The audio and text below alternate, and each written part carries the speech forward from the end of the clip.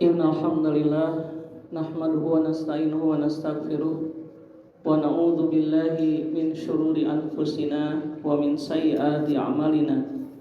May yahdihillahu fala mudhillalah wa may yudlil fala hadiyalah. Wa asyhadu an la ilaha illallah wahdahu la syarikalah wa asyhadu anna Muhammadan abduhu wa rasuluhu alladzi la nabiyya ba'da amma ba'du. Faqala Allah Ta'ala fil Qur'anil Karim, a'udzu billahi minasyaitonir rajim. Ya ayyuhalladzina amanu taqullaha haqqa tuqatih wa la tamutunna illa wa antum muslimun. Al-ayat. Hadirin jamaah Jumat rahimakumullah. Alhamdulillah berkat rahmat, hidayah serta inayah dari Allah Subhanahu wa taala di hari ini, di hari Jumat yang penuh dengan berkah, bertepatan dengan kewajiban melaksanakan ibadah saum. Kita melaksanakan dalam satu waktu dua kewajiban sekaligus. Tentu ini pahalanya, fadilahnya sangat besar sekali. Harapan kita mudah-mudahan Jumat pertama yang kita laksanakan di bulan Ramadan ini akan bisa menghapus semua dosa-dosa yang telah kita lakukan. Hadirin jamaah Jumat rahimakumullah, ibadah saum itu adalah ibadah yang sangat istimewa, ibadah yang sangat spesial. Bahkan Rasulullah SAW beliau memujinya begitu sangat tinggi sekali. Beliau dalam beberapa hadis menyebutkan bahwa bulan Ramadan ini adalah syahrun mubarakun, bulan yang dipenuhi dengan keberkahan. Syahrun azimun, bulan yang sangat agung. Syahrul rahmah, bulan yang penuh dengan kasih sayang. Syahrul maghfirah, bulan yang penuh dengan ampunan. Bahkan di dalam Quran Allah menyebutnya sebagai syahrul Quran, bulannya Al-Quran. Di antara keistimewaannya adalah panggilan bagi orang-orang yang beriman melaksanakan perintah saum di bulan Ramadan ini dengan panggilan cinta. Allah Subhanahu wa taala dalam surah Al-Baqarah 183 berfirman, A'udzu billahi minasyaitonir rajim. Ya ayyuhalladzina amanu kutiba alaikumusiyam. Wahai orang-orang yang beriman, kutiba diwajibkan alaikum atas kalian asyamu, ibadah saum. Hadirin ikhwati rahimakumullah, yang dipanggil oleh Allah itu adalah amanu, orang yang beriman. Tapi Allah menggunakan panggilannya dengan huruf nidaiyah. Yang huruf nidaiyah ini dalam bahasa Arab fungsinya adalah lil qarib, lil mutawassit dan lil ba'id. Memanggil untuk yang dekat, memanggil untuk yang pertengahan, bahkan memanggil untuk yang jauh. Berarti ketika Allah berfirman ya ayyuhalladzina amanu dengan ungkapan ya, maka yang dipanggil itu adalah baik imannya yang lemah, imannya yang sedang, maupun imannya yang kuat. Baik posisinya sangat dekat dengan Allah lil qarib, atau berada di pertengahan lil mutawassit, atau yang masih jauh dari Allah lil ba'id. Semuanya diseru oleh Allah, semuanya dipanggil tanpa memandang strata dan status sosial. Atau dengan kata lain, baik dia seorang yang awam, santri, ustadz, kiai, syekh, semuanya dipanggil oleh Allah dengan panggilan cinta. Ya ayyuhalladzina amanu. Kemudian yang sangat spesial lagi adalah setelah ya ini Allah pertegas dengan ayyuha. Padahal biasanya panggilan dalam bahasa Arab itu setelah ya langsung menyebut namanya. Ya Muhammad, wahai Muhammad. Ya Ustadz, wahai Ustadz. Tetapi untuk orang yang beriman, sebelum Allah menyebut alladzina amanu, Allah sebut dengan dua kata ayu dan ha. Ayu itu adalah ismun munada, kata yang dipanggil yang sifatnya umum. Wahai sesuatu, siapa saja. Kemudian ditambah ha. Ha itu artinya harfun tanbih, untuk memberikan perhatian. Perhatikanlah.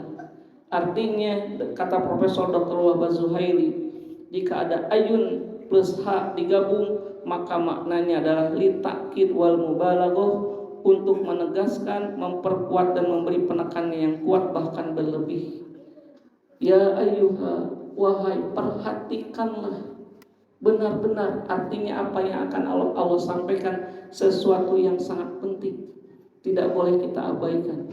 Sampai ada penekanan, ayyuha, wahai, perhatikanlah. Makanya Abdullah bin Mas'ud, beliau menyatakan bahwa setelah panggilan ya ayyuhalladzina amanu, maka kita harus benar-benar memperhatikan. Kenapa?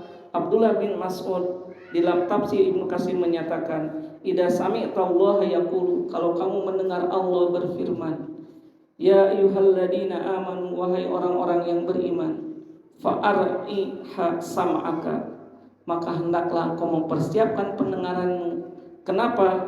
Fa'innahu khairun ya'muru bihi, karena sesungguhnya di situ akan ada kebaikan yang akan Allah perintahkan. Au syarrun yanha anhu, atau keburukan yang akan Allah larang. Hadirin ikhwati iman rahimakumullah, sampai 90 kali dalam Quran Allah mengulang ya ayyuhalladzina amanu. Hadirin jamaah Jumat rahimakumullah, kemudian kenapa yang dipanggilnya itu adalah amanu, bukan aslamu, bukan ya ayyuhalladzina aslamu, wahai orang-orang yang sudah Islam, atau bukan pula ya ayyuhannas, wahai manusia. Tapi untuk ibadah saum ini Allah memanggil amanu. Hadirin rahimakumullah, kata para ulama, digunakannya lafaz amanu untuk ibadah saum itu menunjukkan ibadah saum ini hanya bisa dilakukan oleh orang-orang yang sudah mantap keimanannya. Atau orang yang beriman itu artinya dia lebih tinggi derajatnya daripada orang Islam.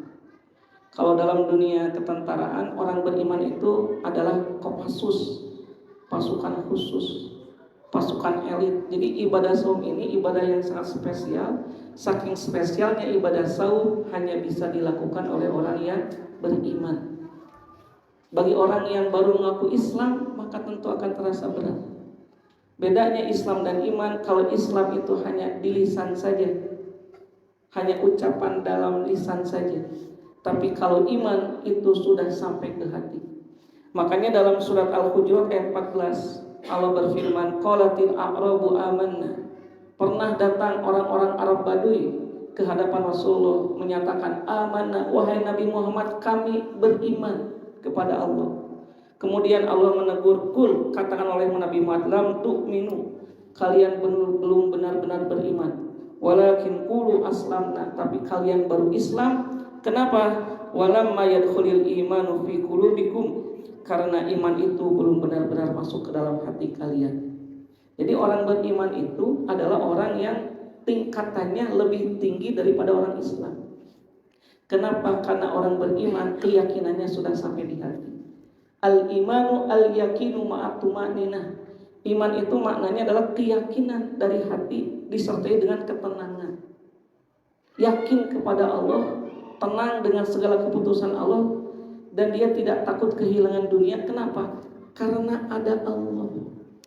Al-iman, itulah yang dimaksudkan iman. Makanya walladzina amanu asyaddu hubban lillah.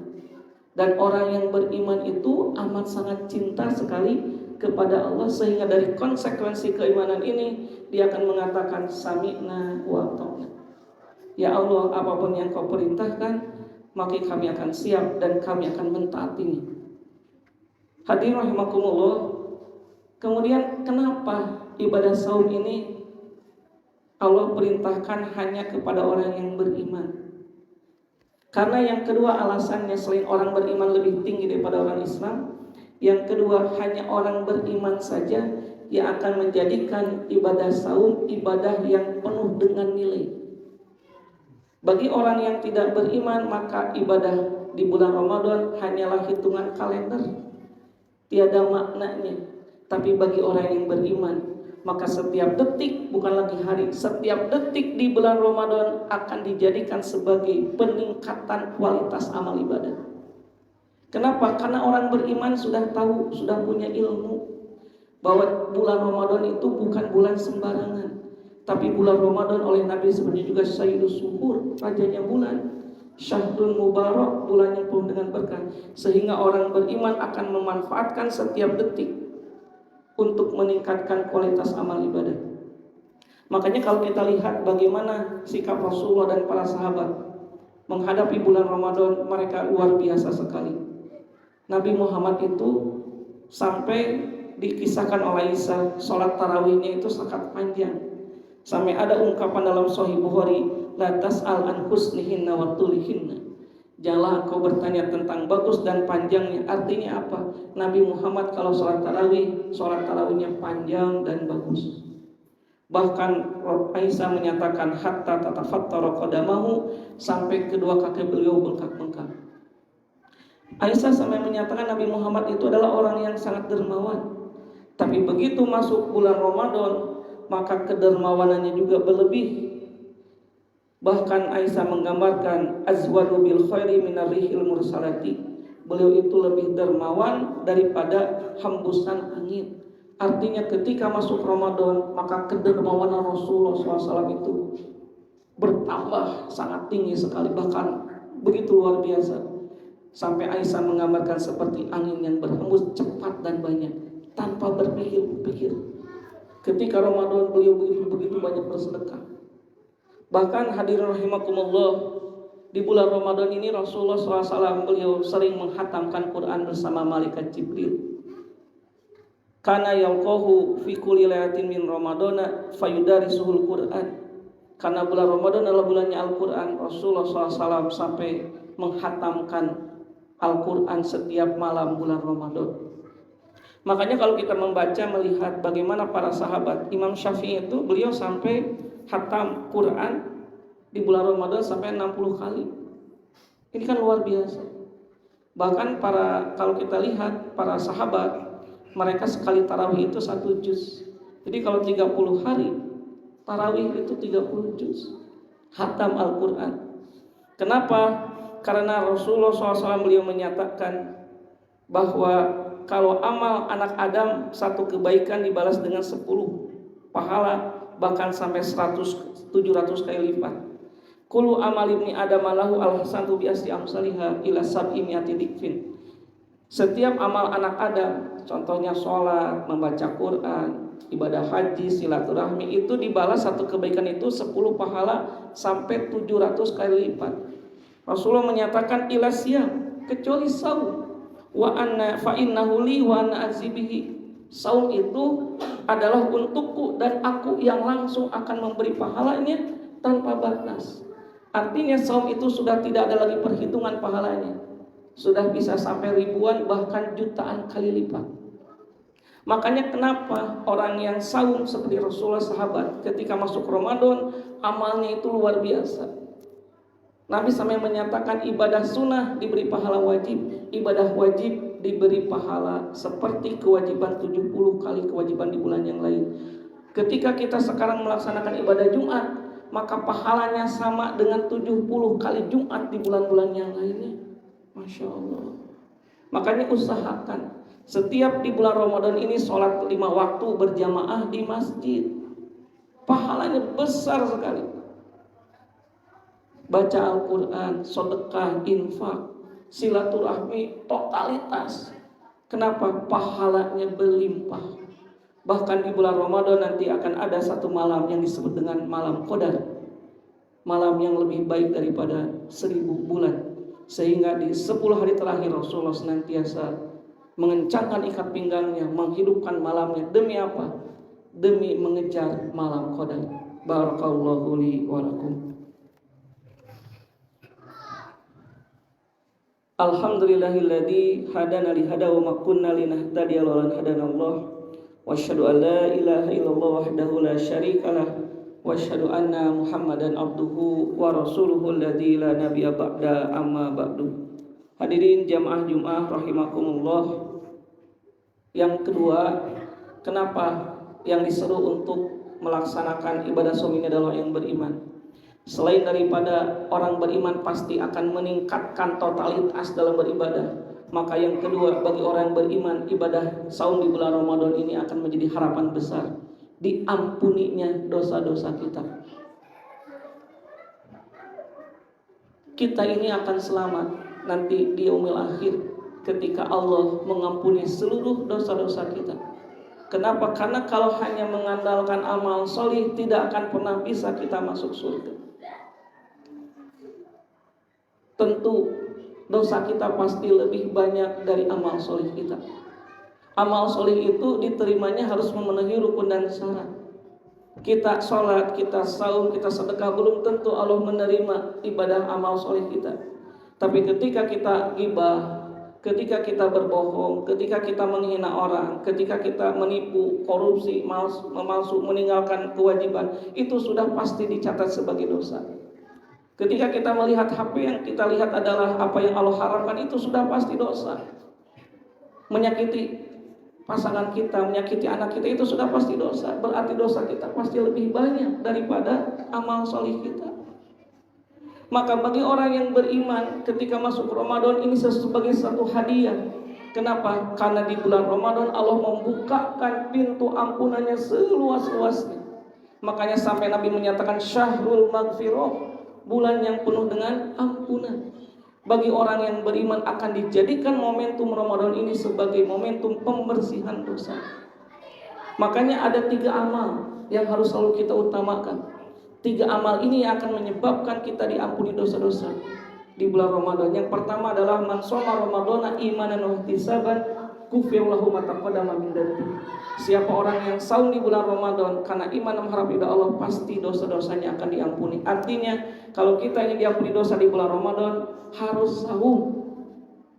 Tidak saum maka tidak akan mungkin dosa kita diampuni.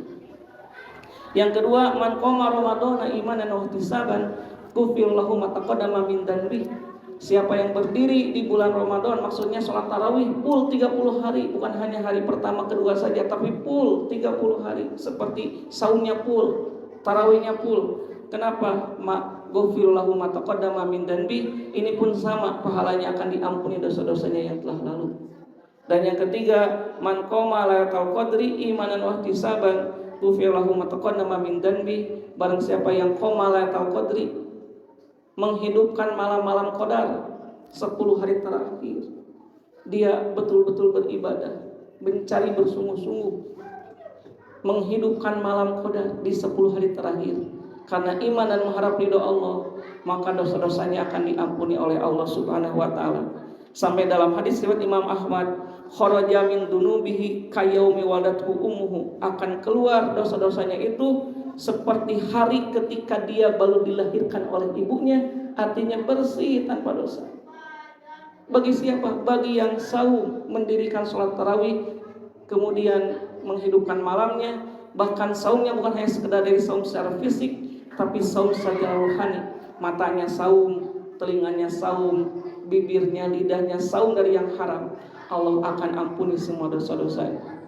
Sehingga hadirin terakhir, sampai Nabi menyatakan, sampai beliau bersumpah 3 kali, rogima anforojulin, rogima anforojulin, rogima anforojulin, jatuh ke tanah hidung seseorang, artinya menunjukkan sangat celaka. Kalau kita jatuh ke aspal yang kena hidung kita dulu, artinya itu sangat sakit sekali. Jatuh ke tanah hidung seseorang, jatuh ke tanah hidung seseorang, jatuh ke tanah hidung seseorang. Siapa? Dakhala alaihi Ramadan, yang dia diberi kesempatan oleh Allah usia masuk pada bulan Ramadan. Dia hidup seperti ini di bulan Ramadan, dipanjangkan usianya.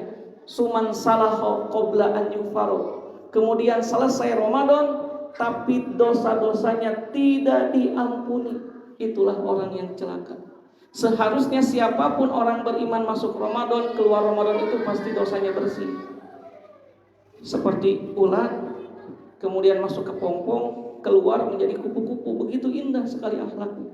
Maka ternyata ada orang-orang yang ketika masuk Ramadan dosanya tidak diampuni. Kenapa? Karena selama Ramadan dia tidak memanfaatkan setiap ibadah. Dia tidak saum, dia tidak membaca Al-Quran, dia tidak sedekah, dia tidak menyambung silaturahmi. Maka orang yang selama Ramadan tidak memanfaatkan bulan Ramadan sebagai bulan pengampunan dosa, keluar Ramadan tidak akan diampuni. Hadirin, mudah-mudahan Ramadan tahun ini, Ramadan bulan ini, Ramadan yang sekarang kita jalankan akan menjadikan wasilah dari menjadi orang beriman dengan saum kita yang benar, sampai pada derajat tertinggi dalam Islam, yaitu derajat orang yang takwa. Orang takwa itu adalah orang yang selalu merasa dimanapun kapanpun dia berada diawasi oleh Allah Subhanahu wa ta'ala. Demikian yang bisa disampaikan. Aku qouli hada, Rabbana atina fid dunya hasanah wa fil akhirati hasanah wa qina adzabannar. Subhana rabbika rabbil izzati amma yasifun. Wassalamun alal mursalin walhamdulillahi rabbil alamin. Wassalamualaikum warahmatullahi wabarakatuh.